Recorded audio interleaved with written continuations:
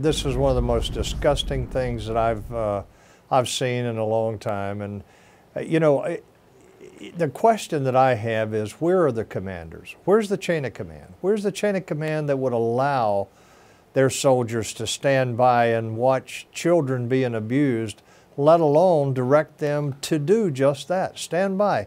Let this happen on a U.S. installation that we're in charge of. Right. One of the most horrific stories about this, a father was saying that one of the last times his son, a Marine who was killed in Afghanistan, shot in 2012, he had called his dad. His last call home was to say, "Dad, they're abusing kids. These are so-called Afghan allies over here, and we're told to look the other way. We're told that it's just part of their culture."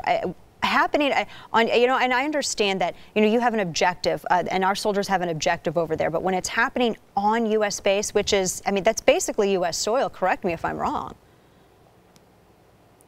No, that's U.S. soil as long as it's in our care and under our responsibility. But listen, Dana, think about this. What does it mean to be an American? Right. Why are we there to begin with? And where's the chain of command? Now you think about the fact that an American GI who has been sent there to try and make a difference in the lives of these people, to give them an opportunity, we stand by and allow them to abuse children, to rape young boys and girls. It's not just boys, right. It's girls too. And then you hear the screams of a child that is being sexually abused as an American GI, and you do nothing about it. Do you think that would be difficult to live with for the rest of your life? These GIs that are put in that situation are going to live with the screams of those children for the rest of their lives, and it is not right. And I hold the chain of command responsible for this, and I've got to tell you, the people that this administration has brought in at the senior levels of leadership in the military today need to be held accountable for just exactly what we're talking about here. Well, and that leads me to my next question, because how long has this been going on? How long has this been overlooked? Is this something that is a recent creation under this administration? Has it been going on over several administrations, and this administration has failed to end it or take responsibility? What is the real answer?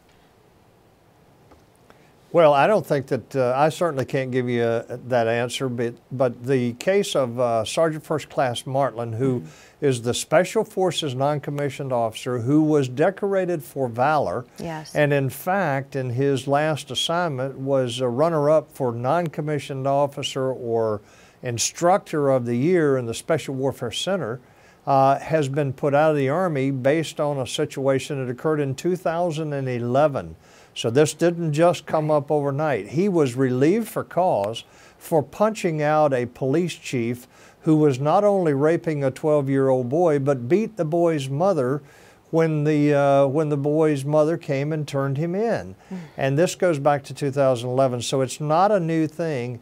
And I must tell you that I think that police chief is probably very lucky that Sergeant First Class and his captain didn't take him out completely. Yes, and all that they did do was shove him, and the restraint, that goes into the training of our men and women who serve. I can't even imagine, and of course, that adds to the stress of doing their, not only are they over there and it's already, serving is, stressful, and they're, what people can't imagine, and then having to look the other way and be told that is policy. Are you optimistic that perhaps Sergeant First Class Martland's story, that this may change the policy, that maybe our soldiers are not going to have to look the other way, and that we are not going to tolerate, paid for by tax dollars, since we're training them and we're feeding them and we're paying them on U.S. bases? Is this going to change?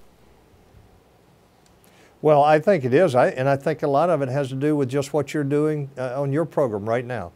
You're highlighting this. You're making the public aware of it. You're raising this as an issue for the entire American public to be aware of and to do something about it. And I think that it will change, but it shouldn't come to this point. It shouldn't be like this. Why do we have to have an expose in the media to do the right thing to begin with? Where are the commanders?